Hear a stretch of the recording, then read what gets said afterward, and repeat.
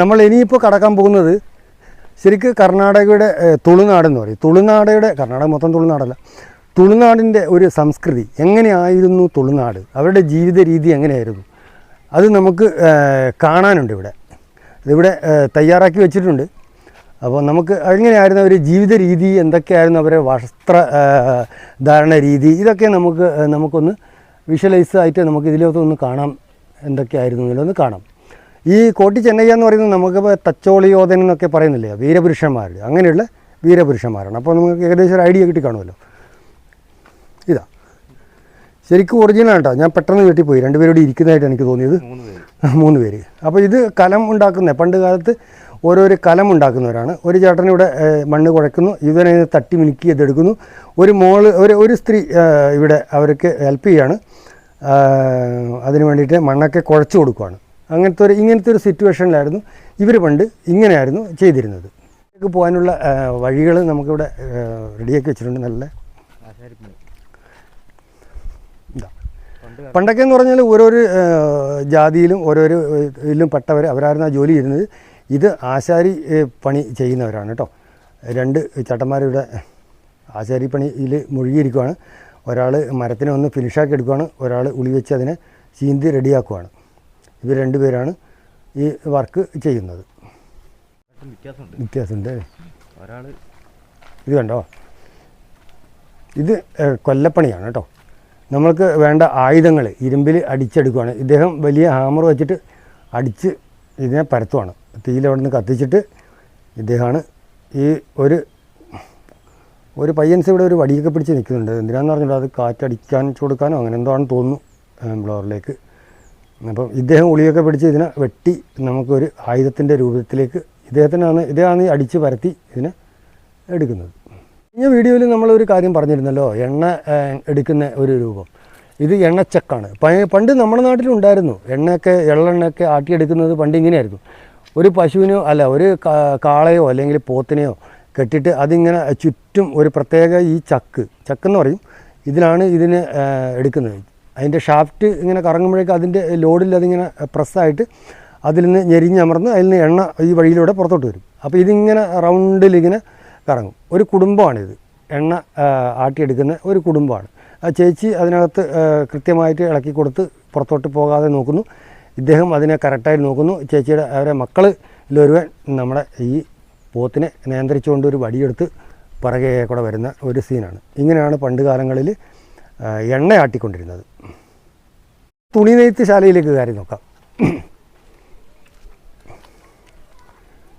ഇതാ ഒരു ചേട്ടൻ ഇവിടെ തുണി നെയ്യുവാണ് തറിയിൽ കേട്ടോ. ചേച്ചി ഇവിടെ ഇരുന്നിട്ട് ചർക്കയിൽ നൂൽത്ത് കൊടുക്കുന്നുണ്ട് ചേട്ടന്. ഒരു മോള് അതിനകത്തുനിന്ന് വീട്ടിനകത്തുനിന്ന് പുറത്തോട്ട് അപ്പനും അമ്മയും എന്താ ചെയ്യുന്നുള്ളത് നോക്കി നിൽക്കുവാണ്. ഇതാണ് ഇവരെ കുടുംബം ചെയ്തുകൊണ്ടിരിക്കുന്ന ഒരു കുലത്തൊഴിലാണ് ഇത്. ഇവർക്കും ഓരോരോ കുലത്തൊഴിലാണ് കേട്ടോ.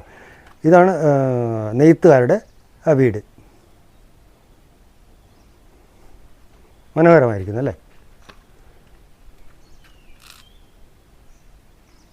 അപ്പോൾ ഒരു വീട്ടിലേക്ക് ഒരു കുടുംബത്തിലേക്ക് ഒരു വള വിൽക്കുന്ന അവരുടെ തലപ്പാവൊക്കെ കണ്ടോ, തുളുനാടിൻ്റെ തനത് രീതിയിലാണ് ഇദ്ദേഹത്തിൻ്റെ ഡ്രസ്സ്. അതാണ് നമ്മൾ ശ്രദ്ധിക്കേണ്ടത്. വളകളുമായിട്ട് വന്നിട്ട് ഒരു ചേച്ചിക്ക് ഒരു വള വീടുകളിൽ വന്ന് വിൽക്കുമായിരുന്നു. ഇപ്പോഴത്തെ പണ്ടുകളൊക്കെ എല്ലാ സാധനങ്ങളും ഡോർ ഡെലിവറി ആയിരുന്നല്ലോ. അപ്പോൾ വീടുകളിൽ നമുക്ക് ആവശ്യത്തിന് സാധനങ്ങൾ എത്തുമായിരുന്നു. അപ്പോൾ വള കൊണ്ടുവന്നിട്ട് ചേച്ചിക്ക് വള കൊടുക്കുകയാണ്. അപ്പോൾ ഒരു മോൻ ഇവിടെ ഉണ്ട്, ഒരു മോളിവിടെ എന്തോ വളയും വാങ്ങിച്ചിട്ട് നേരത്തെ ഇവിടെ ഇരിപ്പുണ്ട്. അവൾക്ക് ഇഷ്ടപ്പെട്ടത് അവൾ എടുത്തിട്ട് ഇവിടെ ഇരിപ്പുണ്ട്, മടിയിൽ വളയൊക്കെ ഉണ്ട്. അപ്പോൾ ഈ ഒരു കുടുംബത്തിൻ്റെ വീടാണ്. വീട്ടിന് മുറ്റത്ത് റാന്തലൊക്കെയാണ് കേട്ടോ തൂക്കിയിരിക്കുന്നത്. മനോഹരമായ ശില്പങ്ങളാണ്. അത് തനത് തുളുനാട് രീതിയിലാണ് ചെയ്തിരിക്കുന്നത്. അവരുടെ ഡ്രസ്സൊക്കെ കണ്ടോ, ഇങ്ങനെയായിരുന്നു പണ്ട്. കുട്ടികളൊക്കെ ഇങ്ങനെയായിരുന്നു ഡ്രസ്സ്, പട്ടുപാവാടയിലൊക്കെ അയക്കുന്നത്. പുലികളാണ് കേട്ടോ ഇത്. നമ്മൾ പുലികളി ഉണ്ടല്ലോ, നമ്മൾ തൃശ്ശൂർ ഒക്കെ പുലികളി ഭയങ്കര ഫേമസ് ആണ്. പക്ഷേ അത് നമ്മൾക്ക് വയറിൽ പുലിയുടെ മുഖം വരച്ചിട്ടാണ്. ഇതെന്ന് പറഞ്ഞാൽ പുലിയുടെ രൂപത്തിൽ മുഖത്ത് വെച്ചിട്ട് മൊത്തം പുലിയുടെ രൂപത്തിൽ വരച്ചിട്ടുള്ള ഒരു കളിയാണ്. തുളുനാടിൽ പണ്ട് നടക്കുന്ന ഒരു കളിയാണ്. പുലികളിയുടെ വേറൊരു രൂപമാണ്. ഇതിന് പ്രത്യേകിച്ച് ഭയങ്കരമായ വയറൊക്കെ കുടലൊക്കെ വേണമെന്ന് ഇല്ല. ആ മുഖത്താണ് ഇതിൻ്റെ രൂപങ്ങളൊക്കെ തലയിൽ കയറ്റി വെച്ചിട്ട് പുലിയുടെ രൂപമാണ് മൊത്തം ശരീരത്തിൽ വരച്ചിട്ടാണ് ഇവരെ കളി. പുലി എഴുന്നേറ്റ് നിൽക്കുന്ന പോലെയുള്ളല്ലോ, ഉണ്ടോ? ഇങ്ങനെ ഒരു കളി തുളുനാടിലുണ്ടായിരുന്നു. അപ്പോൾ കുറച്ച് പേരൂടെ നമ്മൾ പോകുമ്പോഴേക്കും നമ്മളെ വെയിറ്റ് ചെയ്തിരിക്കുന്നുണ്ട്. അവർ ഒരു താളത്തിനൊത്ത് അവർ ചെണ്ട കൊട്ടുവാണ്, കണ്ടോ? ബാൻഡ് പണ്ട് അവരൊരു പാളയുടെ കാര്യം പറഞ്ഞില്ലേ, തലയിൽ തൊപ്പി. കർഷകർ അവരുടെ വർക്ക് എല്ലാം കഴിഞ്ഞതിന് ശേഷം കുറച്ച് ആനന്ദം, കണ്ടോ? ഒരാൾ ഇവിടെ ഇരുന്നിട്ടാണ് കൊട്ടുന്നത്. തലയിൽ കാണുന്ന മൊത്തം പാളത്തൊപ്പിയാണ് കേട്ടോ. നമ്മളെ കമുകിൻ്റെ പാള കൊണ്ടുണ്ടാക്കിയ തൊപ്പിയാണ്. ഇവർ കർഷകരാണ്. അവരെ രൂപഭാവത്തിലും അവരെ കളറിലും വ്യത്യാസമായ ഇത് കർഷകരാണ്. പ്രത്യേകിച്ച് അവർക്ക് പാടത്ത് അധ്വാനിക്കുന്ന ഒരു വർഗ്ഗമാണ് അവർ അവരുടേതായ ഒരു എൻ്റർടൈൻമെൻറ്റിലാണ് ഇപ്പോൾ ഉള്ളത്. ഒരു ചേട്ടൻ ചേച്ചി കുറേ നേരമായി നമ്മളെ വിളിക്കുന്നത്, എന്താണെന്ന് ഇവിടുന്ന് ചെയ്യുന്നത്. അപ്പോൾ നിങ്ങൾ പെട്ടെന്ന് വന്നിട്ട് വീഡിയോ എടുക്കുക, ഞാനൊരു കൊട്ട നെയ്യുന്നത് കാണിച്ചു തരാമെന്ന് പറഞ്ഞു. അപ്പോൾ ഈ ചേച്ചി പെട്ടെന്നൊരു ഇതെടുത്തിട്ട് നമുക്ക് അത് നെയ്തെടുത്തിട്ട് തരുവാണ്. ചേട്ടൻ അവിടെ കൊട്ട റെഡിയാക്കിയിട്ടുണ്ട്. അപ്പോൾ ചേച്ചി മെയിൻ കൂടെ ചേട്ടൻ മെയിൻ കൂടെ റെഡിയാക്കി വെച്ചിട്ടുണ്ട്. ചേച്ചിയുടെ കൊട്ട പകുതി നെയ്തുകൊണ്ടിരിക്കുകയാണ്. ഒരു മുറം അവിടെ ചെയ്ത് വെച്ചിട്ടുണ്ട് കേട്ടോ, ഇലകളിൽ. വളരെ പാവപ്പെട്ട ഒരു കുടുംബമാണ് കേട്ടോ ഇത്. ഈ കൊട്ട നെയ്തിട്ട് വേണം ഇദ്ദേഹത്തിന് ഇവർക്കൊക്കെ ജീവിക്കാൻ വേണ്ടിയിട്ട്. ഈ ഒരു ഓലപ്പുരയിലാണ് ഇവർ താമസിക്കുന്നത്. പുല്ലുമേഞ്ഞ പുര. തുളുനാടിൽ ഉണ്ടായിരുന്ന സംഭവങ്ങളാണിത് കേട്ടോ.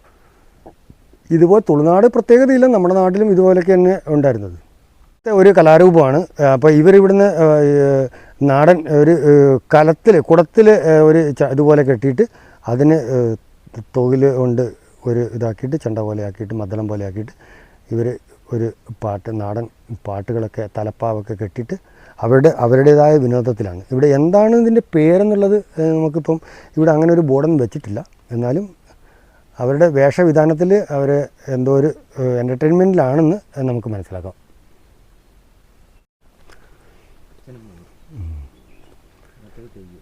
ഇത് തെയ്യമാണ് കേട്ടോ. നമ്മളെ നാട്ടിലൊക്കെ ഉണ്ടല്ലോ തെയ്യം, മലബാർ മേഖലകളിലുള്ള തെയ്യം, അതുപോലെ തുളുനാട്ടിലും തെയ്യമുണ്ട്. അപ്പോൾ ഇദ്ദേഹം ഒരു തെയ്യം കെട്ടിയിട്ട് ചെണ്ടയും കൊട്ടിയിട്ട് ഇറങ്ങുവാണ്. മകനെ കൂട്ടിയിരിക്കുന്നു. എന്തെങ്കിലും ധാന്യങ്ങളോ നാണയത്തുട്ടുകളോ കിട്ടിക്കഴിഞ്ഞാൽ ആ സഞ്ചിയിൽ വാങ്ങിച്ചിട്ട്, ചിലപ്പോൾ അരിയും നെല്ലൊക്കെ ആയിരിക്കും പണ്ട് കൊടുത്തിരിക്കുക, അതൊക്കെ വാങ്ങിച്ചിട്ട് പോവും. ഈ ചേട്ടനാണ് ചെണ്ട കൊട്ടുന്നത്. ഈ തെയ്യമാണ് നമുക്ക് കൂടെയുള്ളത്. ഇങ്ങനെ ഒരു വേഷം വിധാനത്തിലിങ്ങനെ ഓരോ വീടിങ്ങനെ കയറി ഇറങ്ങുമായിരുന്നു. അപ്പോൾ ഇവിടെ തെയ്യം പുറപ്പെട്ട് റെഡിയായിട്ട് നിൽക്കുന്നുണ്ട്. അപ്പോൾ ഇവിടെ ചെണ്ട ഒക്കെ അടിച്ചുകൊണ്ട് ചേട്ടന്മാരും എല്ലാവരും കൂടെ നിൽക്കുന്നുണ്ട്. ഇത് ഒരു തുളുനാടൻ തെയ്യമാണ്, ഒരു ദേവതയാണ്. അപ്പോൾ അദ്ദേഹത്തിൻ്റെ അംഗരക്ഷകന് ഒരു കുടയൊക്കെ ചൂടി, ഇദ്ദേഹത്തിനൊരു കുഴലൊക്കെ വിളിക്കുന്നുണ്ട്. ഇദ്ദേഹം ചെണ്ട ഒരു വാദ്യം. ഇദ്ദേഹം സംഭാവനകളൊക്കെ കൊടുക്കാനും അതിനു വേണ്ട സജ്ജീകരണങ്ങളുമായിട്ട് തയ്യാറായി നിൽക്കുന്നുണ്ട്. കണ്ടോ, മനോഹരമായിരിക്കുന്നു. ഇതും അതുപോലെ തന്നെ അതുമായിട്ട് ബന്ധപ്പെട്ട മറ്റൊരു കലാരൂപമാണ്. അപ്പോൾ രണ്ടുപേര് ഒരു നാഗപൂജ ഒക്കെ നടക്കുവാണ് ഇവിടെ. അപ്പോൾ അതിൻ്റെ ഒരു കുടുംബം പ്രാർത്ഥനയിൽ മുഴുകിയിരിക്കുകയാണ്. ചേട്ടനും ചേച്ചിയും ഒരു മോനും ഉണ്ട്. അപ്പോൾ അവരെ മുറ്റത്ത് ഈ ഒരു പ്രോഗ്രാം നടക്കുവാണ്. അപ്പം അവർ വളരെ ഭക്തിയോട് കൂടിയിട്ട് തൊഴുത് നിൽക്കുവാണ്. ഞാൻ കുഴിയിലോട്ട് ചാടലെന്ന് അവന് പറയുന്നത് നമ്മളെ ശ്രീനാഥ് അതിൻ്റെ ഇടയിൽ പറയുന്നുണ്ട്. അപ്പോൾ കാരണം എന്ന് പറഞ്ഞാൽ ഇവിടെ മൊത്തം സെറ്റപ്പ് ചെയ്തിരിക്കുന്നത് ഒരു വനമേഖലയിലാണ്, അതിൻ്റെ ഒരു സെറ്റപ്പിലാണ്. ചെറിയൊരു കുടില്. ഇവരൊക്കെ പാവപ്പെട്ടവരാണ് കേട്ടോ. അപ്പോൾ ഇവരൊക്കെ ഇങ്ങനെ ഒരു എന്തോടെ മരുന്നോ എന്തോ അരക്കുന്നത്, പച്ചമരുന്ന് അരച്ച് കൊടുക്കുകയാണ് കേട്ടോ. ഇദ്ദേഹത്തിന് ഒരു പഴമൊക്കെ തിന്നാൻ കൊടുത്തിട്ടുണ്ട് മോന്. അവർ ആ ഒരു ഡ്രസ് കോഡ് കണ്ടോ, തനി നമ്മുടെ എന്താ പറയുക, തുളുനാടിൻ്റെ കർണാടകയുടെ തനി തലപ്പാവൊക്കെ ഇട്ടിട്ട് ആ ഒരു ഡ്രസ് കോഡിലാണ്. ഇപ്പോഴും ഇതുപോലെ ആൾക്കാർ ഉണ്ട് കേട്ടോ. ഈ ചേച്ചി ഇന്ന് മരുന്നൊക്കെ അരച്ച്, പച്ചമരുന്നൊക്കെ അരച്ച് പയ്യന് വയറുവേദനയാണെന്ന് തോന്നുന്നു. അപ്പോൾ അതിൽ കൊടുത്തു. ഓക്കെ. ഇപ്പം നമ്മളൊക്കെ വഴിയിലും മറ്റേ ഷോപ്പുകളിലൊക്കെ കരിമ്പ് ജ്യൂസ് കുടിക്കാറുണ്ടല്ലോ, ഷുഗർ കെയിനിൻ്റെ ജ്യൂസ് കുടിക്കാറുണ്ട്. അപ്പോൾ പണ്ട് കാലങ്ങളിൽ എങ്ങനെയായിരുന്നു ജ്യൂസ് കുടിച്ചിരുന്നത്? പണ്ട് കാലത്തിൽ മരത്തിൽ ഇങ്ങനെയൊരു സംഭവം ഉണ്ടാക്കുമായിരുന്നു കേട്ടോ. അതിന് ഒരു കാളയെ പൂട്ടും. അപ്പോൾ ഈ കാള ഇങ്ങനെ റൗണ്ടിൽ ഈ പ്രസ്സിന് അകത്ത് ചുറ്റും ഇങ്ങനെ നടക്കും. അപ്പോൾ ഇതിനകത്തുനിന്ന് കരിമ്പ് ഒരു പീസ് ഇതിനകത്ത് ഒരാൾ ഇതിനകത്ത് വെച്ച് കൊടുക്കും. അപ്പോൾ ഇത് പ്രവർത്തിക്കാൻ 2 പേര് വേണം. അപ്പോൾ അടുത്തെന്ന് പറഞ്ഞാൽ നമ്മുടെ കേരളത്തിലും പണ്ട് കാലങ്ങളിൽ ഉണ്ടായിരുന്നതാണ് ഒരു കോഴിപ്പോര്, കോഴി അംഗം എന്നൊക്കെ പറയും. കോഴിയുടെ കാലിന് ബ്ലേഡൊക്കെ കെട്ടിയിട്ട് 2 അങ്കക്കോഴികളെ പറത്തി വിടുമായിരുന്നു. അപ്പോൾ അവർ 2 പേരും ഫൈറ്റ് ചെയ്തിട്ട് ആരാണോ പറന്ന് വെട്ടുന്നത് അപ്പോൾ മറ്റേ കോഴിയുടെ കഥ തീരും. അപ്പോൾ ഇപ്പോഴൊക്കെ നിരോധിച്ചിരിക്കുകയാണ്. പക്ഷേ ഇവിടെയും ചിലയിടങ്ങളൊക്കെ അതൊക്കെ ഉണ്ട്. അപ്പോൾ അതിൻ്റെ ഒരു സീനാണ് ഇങ്ങനെയാണ്. അപ്പോൾ ഈ പൂവൻകോഴീനെ പ്രത്യേകം വളർത്തിയെടുക്കുന്നതാണ് കേട്ടോ ഫൈറ്റിംഗ് കോഴി. അപ്പോൾ ഇതിനെ ഒരു കാലിൽ നമുക്ക് കത്തി വളരെ ഷാർപ്പായ ബ്ലേഡ് കെട്ടും. അപ്പോൾ ഫസ്റ്റിൽ ആരാണോ പറന്ന് മറ്റവനെ വെട്ടുന്നത് അപ്പോൾ അവൻ്റെ നെഞ്ച് പടർക്കുന്നതാണ്. അപ്പോൾ ഇതിനകത്ത് പുറത്ത് മത്സരമായിരിക്കും. അപ്പോഴേ എൻ്റെ കോഴി ഇപ്പോൾ കറുത്ത കോഴിയാണെങ്കിൽ കറുത്ത കോഴി ജയിച്ചാൽ ഇത്ര രൂപ, പുറത്ത് മത്സരം നടക്കും. അപ്പോൾ അതിൻ്റെ ഒരു മിനിയേച്ചറാണ്. ഏതാണോ ജയിക്കുന്നത് അപ്പോൾ ഇതിപ്പോൾ ചുവന്ന കോഴിയാണോ കറുത്ത കോഴിയാണോ ജയിക്കുന്നത് അപ്പോൾ പുറത്ത് അതിൻ്റെ മത്സരം നടക്കും. ജയിച്ച കോഴിക്ക് അവർക്ക് അതിൻ്റെ മത്സരത്തിൻ്റെ ഇതിൻ്റെ തുക കിട്ടും. അതിന് നടത്തിപ്പുകാരനായിട്ട് ഒരാളിവിടെ ഒരു എന്താ പറയുക ഒരു റഫറിയുടെ സെൻറ്ററിലുണ്ട്. ഒരു കോഴിയുടെ പോയി കഴിഞ്ഞാൽ അത് വീണ്ടും അടുത്തൊരു കോഴി അവിടെ റെഡിയായിട്ട് നിൽക്കുന്നുണ്ട്. കോഴികളെല്ലാം അപ്പോൾ ഫൈറ്റിങ്ങിന് റെഡിയായിട്ട് നിൽക്കുവാണ്. തമ്മിലടിക്കുമ്പോൾ ഇതിലേതെങ്കിലും ഒരെണ്ണം ചാവുമ്പോൾ ഫൈറ്റ് ചെയ്യും. അന്നേരം അതിലേതാണ് ജയിക്കുന്നത് അവർക്ക്. അപ്പോൾ മത്സരം സെമി ഫൈനൽ മത്സരമൊക്കെ നടക്കും. അപ്പോൾ ചത്തതിനെന്ന് പറഞ്ഞാൽ അവർക്ക് കറിയും വെക്കാം. പിന്നെ മറ്റേതിന് ഫൈറ്റിംഗ് കോഴീനെ വളർത്തുന്ന കേട്ടോ. അതിന് വല്ലാത്തൊരു വാലും അതിന് മസിൽ ഇതൊക്കെ പവറൊക്കെ ഭയങ്കര കൂടുതലായിരിക്കും പറന്ന് ഫൈറ്റ് ചെയ്യാൻ വേണ്ടിയിട്ടുള്ള. അപ്പോൾ അങ്ങനെ ഒരു സംഭവമാണ് ഈ ഒരു മിനിയേച്ചറിൽ നമുക്കിവിടെ കാണാൻ പറ്റുന്നത്. ഒരു ദേഹം സൈക്കിളൊക്കെ ആയിട്ട് വന്നിട്ടുണ്ട് കന്നാസിൽ. ഇതൊരു കള്ളാണ് കൊണ്ടുവന്നിരിക്കുന്നത് തോന്നുന്നു. അപ്പോൾ കെട്ടെല്ലാം കെട്ടിയിട്ട് വന്നിട്ടുണ്ട്. സൈക്കിളിലൊക്കെയാണ് കള്ള് കൊണ്ടുവന്നത്. അപ്പോൾ പണ്ട് കാലത്ത് ഇങ്ങനത്തെ സൈക്കിൾ ഉണ്ടായിരുന്നില്ല. അപ്പോൾ തൽക്കാലം ഇപ്പോൾ ഒരു ഡെമോക്ക് വേണ്ടിയിട്ട് സൈക്കിൾ വെച്ചിട്ടുണ്ട്. ഇദ്ദേഹം ഇവിടെ അതിലേക്ക് ഒഴിച്ചു കൊടുത്തിട്ട് കലക്ഷൻ കൊടുക്കുകയാണ് അത് കൊണ്ടുപോകാൻ വേണ്ടിയിട്ട്. ശരിക്കും ഇത് തുളുനാടൻ കളരിയാണ് കേട്ടോ. ഇവിടെ കളരി അഭ്യാസം നടക്കുവാണ് കണ്ടോ. തൊട്ടടുത്ത് അവിടെ പഠിക്കുവാണ് മല്ലന്മാർ കണ്ടോ. ഭയങ്കര വെയിറ്റുള്ള സംഭവമെല്ലാം എടുത്തിട്ട് പട്ടുകോണമൊക്കെ എടുത്ത് നല്ല ജിമ്മായിട്ട് നിൽക്കുന്നുണ്ടോ. നല്ല 6 പാക്കാണ്. അപ്പോൾ ഇവർ ഫൈറ്റിങ്ങിലിങ്ങനെ മുഴുകിയിരിക്കുകയാണ്. ഇപ്പോഴും വെട്ടെന്ന് പറഞ്ഞ് വാളും പരിചയമൊക്കെ ആയിട്ട്. ഇതാണ് തുളുനാടൻ കളരിയാണ് കേട്ടോ. തുളുനാടൻ സ്റ്റൈലിലാണ് ഇവർ ഈ കളരി. ഇവിടെ എടുത്ത് മലർത്തി അടിച്ചതാ. തറയിൽ വീണില്ലെന്നേ ഉള്ളൂ. ഗുസ്തി മത്സരം. അപ്പോൾ ഇവരൊക്കെ എന്ന് പറഞ്ഞാൽ വളരെ കളരിയും ഗുസ്തിയൊക്കെ അഭ്യസിക്കുന്ന ഒരു സ്ഥലമാണ് തുളുനാടിൻ്റെ. ഇതെന്തോ ഒരു വിനോദ പരിപാടിയാണ് കേട്ടോ. 2 പേരുടെ കയ്യിൽ ഓരോ തേങ്ങയാണുള്ളത്. അപ്പോൾ ഒരു പയ്യൻസ് വന്നിട്ട് നടുക്ക് റഫറിയായിട്ട് നിൽക്കുന്നുണ്ട്. അപ്പോൾ എന്താണ് ഈ കളിയെന്ന് നമുക്ക് അറിഞ്ഞുകൂടാ. നമ്മുടെ നാട്ടിൽ തേങ്ങ കൊണ്ടില്ല കളി ഉണ്ടോ എന്ന് അറിഞ്ഞുകൂടാ. എന്ത് തേങ്ങയും കേട്ടല്ലേ. അപ്പോൾ ഇവർ 2 പേരും കൂടി തേങ്ങയുടെ ആയിട്ട് ബന്ധപ്പെട്ട എന്തോ ഒരു സംഭവത്തിലാണ് നിൽക്കുന്നത്. തേങ്ങ തല്ലിപ്പൊളിക്കലാണോ എന്താണെന്ന് അറിഞ്ഞുകൂടാ എനിക്ക് വേണ്ടിയിട്ട്. ഇത് പോത്ത് ഓട്ടം. നമ്മുടെ നാട്ടിലൊക്കെ ഇതില്ലേ എന്താ പറയുക പോത്തോട്ട കാളയോട്ടം മത്സരം, കാളപ്പൂട്ട് മത്സരം എന്നല്ലേ പറയുന്നത്. അതുപോലെ ഇതെന്ന് പറഞ്ഞാൽ പോത്തിനാണ്. ഇവിടെ എന്ന് പറഞ്ഞാൽ കമ്പളം എന്ന് പറയും കേട്ടോ കന്നഡയിൽ. അപ്പോൾ കമ്പള ഫെസ്റ്റിവലൊക്കെ ഉണ്ട്. നമുക്കത് കാണാമെന്നാണ് വിചാരിച്ചത്. പക്ഷേ അത് കാണാൻ പറ്റിയില്ല. ചില സാങ്കേതിക പ്രശ്നങ്ങളാൽ ഇവർ ഇന്നത്തെ ഒരു പരിപാടി ഉണ്ടായിരുന്നു ഇന്നും നാളെയായിട്ട്. അതവർ ഒരു ചെറിയ പ്രശ്നം വന്നിട്ട് അത് ക്യാൻസൽ ചെയ്തിരിക്കുകയാണ്. അപ്പോൾ നമുക്ക് കാണാൻ നിവൃത്തിയില്ല. അപ്പോൾ നമ്മുടെ നാട്ടിലെ പൂട്ട് മത്സരം തന്നെ കാളകളെ വെച്ചിട്ട്. അപ്പോൾ ഇവിടെ പോത്താണ്, അവിടെ നമ്മുടെ നാട്ടിൽ കാളയാണ്. അപ്പോൾ ഈ കാളകളിൽ ആരാണോ ഫസ്റ്റ് വരുന്നത് അവർക്ക് വലിയ പ്രൈസ് മണി പിന്നെ ട്രോഫിയൊക്കെ കൊടുക്കുന്നൊരു മത്സരമാണ്. അപ്പോൾ ഓരോ വില്ലേജിൽ നിന്ന് ഓരോരുടെ കാളേനെ ആയിട്ട് വരും. അപ്പോൾ അതിൻ്റെ ഒരു സീനാണ് നമുക്കിവിടെ കാണുന്നത്. ഇത് കമ്പള എന്ന് പറയും ഇവിടെ കേട്ടോ. കമ്പള എന്ന് പറയുക. ഇത് അതിൻ്റെ ട്രാക്കാണ്. ഓക്കെ. സാധാരണ ഒരു കുടുംബമാണ്. ഒരു പശുവും അതിൻ്റെ കിടാവുണ്ട് ഇവിടെ. അവരൊക്കെ എന്തോ പശുവിടെ എന്തോ ഗോവർദ്ധന പൂജ അങ്ങനെയൊക്കെയുണ്ട്. മാലയൊക്കെ ഇട്ട് കൊടുത്തിട്ട് മണിയൊക്കെ മുട്ടി അതിന് തിന്നാനൊക്കെ കൊടുക്കുകയാണ്. ചേച്ചിയുടെ വീട്ടിന് മുറ്റത്ത് അവർക്ക് രണ്ടാക്കും എന്തൊക്കെ കൊടുക്കുകയാണ് ഭക്ഷണമൊക്കെ. ഓക്കെ. ഗോവർദ്ധന പൂജ ഇവിടെ കർണാടകയിലൊക്കെ ഭയങ്കര ഫേമസ് ആണല്ലോ, നോർത്ത് ഇന്ത്യയിലൊക്കെ. അപ്പോൾ അതുമായിട്ട് ബന്ധപ്പെട്ട ഒരു സീനാണ് ഇപ്പോൾ നമ്മൾ കാണുന്നത്. വീടൊക്കെ അലങ്കരിച്ചിട്ടുണ്ട്. പണ്ട് കാലങ്ങളിലേ ഈ പമ്പ് സെറ്റൊന്നും ഇല്ലാത്ത സമയത്ത് നമുക്ക് വെള്ളം തേകുന്ന ഒരു പറമ്പിൽ നിന്ന് ഒരു കണ്ടത്തിൽ നിന്ന് പറയാം, ഒരു വയലിൽ നിന്ന് വേറൊരു വയലിലേക്ക് വെള്ളം ഇങ്ങനെ ഇവിടെ വന്ന് വെള്ളം നിൽക്കും. അപ്പോൾ ഒരു പ്ലേസിലേക്ക് വെള്ളത്തിന് തേകിയിട്ട് ഇങ്ങനെ ഒഴിച്ചു കൊടുക്കുന്ന ഒരു സംഭവമാണ്. അപ്പോൾ ഇവിടുന്ന് വെള്ളത്തിന് ഇങ്ങനെ കോരി അവിടത്തേക്ക് ഇങ്ങനെ ഒഴിച്ചുകൊണ്ടേയിരിക്കും. അപ്പോൾ അതങ്ങനെ വയലുകൾ മൊത്തം ക്ലിയർ ആവും.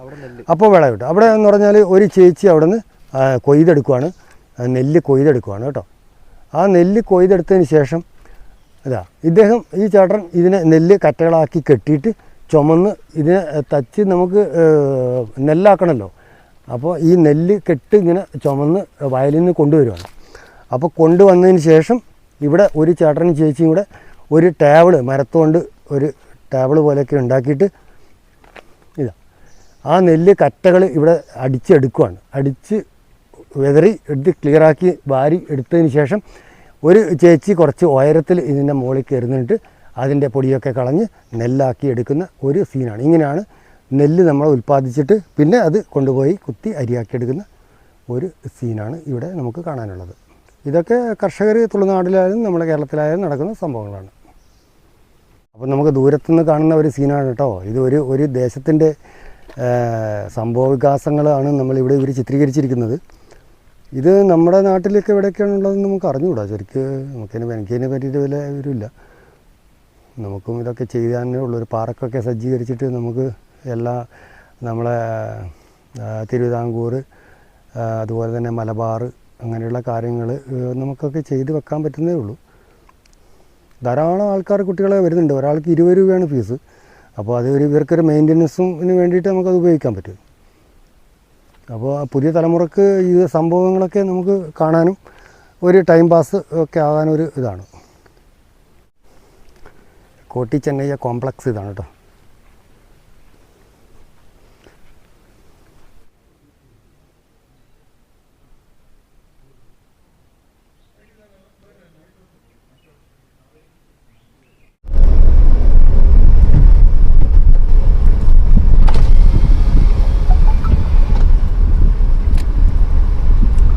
നമ്മൾ പോകുന്ന ഓരോ വഴികൾ കണ്ടോ. നമ്മളിങ്ങനെ കാട് കുഴി കണ്ടത്തിലെ കൂടെയൊക്കെയാണ് പോകുന്നത്. കണ്ടം വഴിയല്ല കേട്ടോ, അങ്ങനെ പോകും.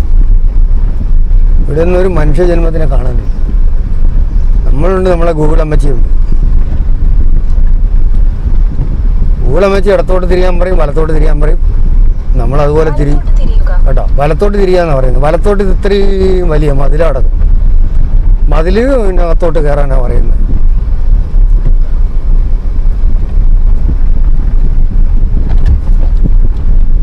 ഗൂളർമ്മച്ചിയെ മാത്രം നമ്പിനാൻ ബാക്കി ഞാൻ പറയുന്നില്ല.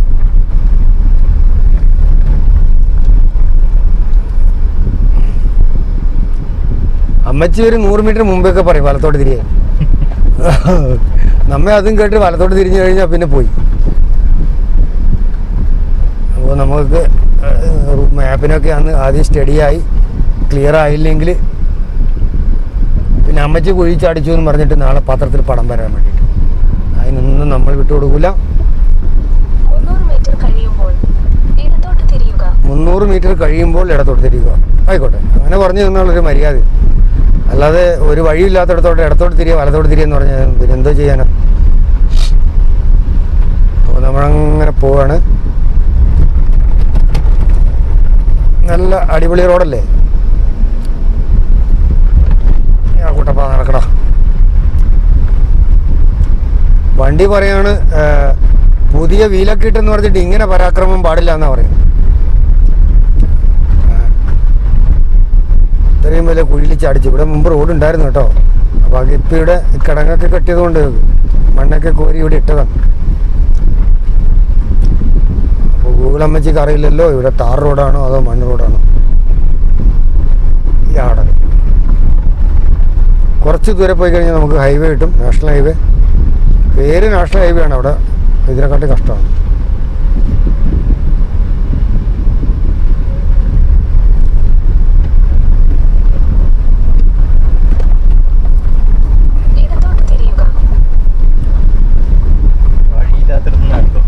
എന്തിനാ അരമണിക്കൂർ മുമ്പ് ഇടത്തോട്ട് തിരിയാൻ പറയുന്നത് എൻ്റെ അമ്മച്ചി? എനിക്കതാ മനസ്സിലാവാത്തത്. ഇനി എത്ര ദൂരം പോകണം ഇടത്തോട്ട് തിരിയണമെങ്കിൽ? ഇങ്ങനെയായിരിക്കും ചിലപ്പോൾ ആൾക്കാരെ കുഴി ചടന്നുകൊണ്ടിട്ട് നമ്മൾ വാർത്തയൊക്കെ വായിക്കുന്നില്ലേ, കേൾക്കുന്നില്ലേ. പെട്ടെന്നങ്ങ് പറയുമ്പോഴേക്ക് ഇടത്തോട്ട് വലത്തോട്ട് തിരിക്കരുത്, ഒന്ന് മുൻകൂട്ടി ഒന്ന് നോക്കുക.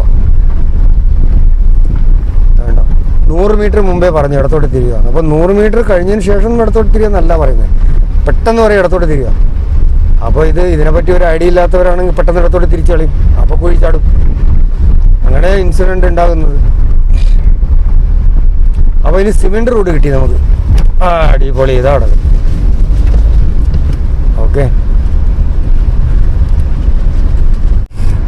ഞാൻ ശ്രീനാഥോട് പറയാണ് ഇപ്പോഴേ എവിടെയെങ്കിലും ഹോട്ടൽ നോക്കിക്കോളാൻ. 12 മണി ആയുള്ളൂ. കാരണം ഇനി നമ്മൾ വനത്തിലൂടെ യാത്രയാണ്, വനയാത്രക്കാണ് പോകുന്നത്. അപ്പോൾ 2 സൈഡും ഇനി വനങ്ങളാണ്. അപ്പോൾ പിന്നെ ഹോട്ടലും കാര്യങ്ങളൊന്നും കിട്ടില്ല. അപ്പോൾ 12 മണിക്ക് നോക്കിയാൽ 1 മണിയാകുമ്പോഴേക്ക് വല്ലതും കിട്ടും.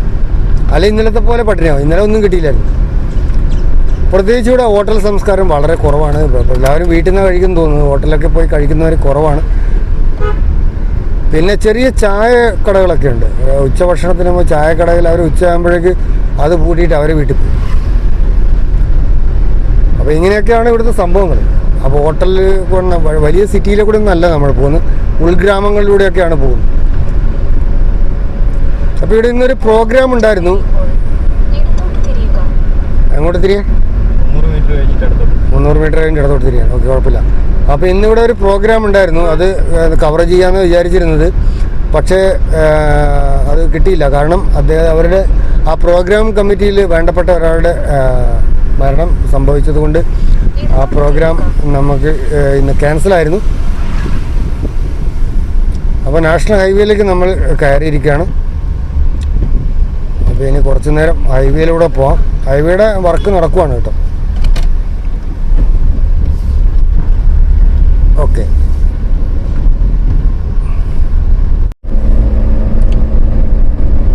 വലിയ മലകളാണ് ഫ്രണ്ടിൽ കാണുന്നത് കേട്ടോ.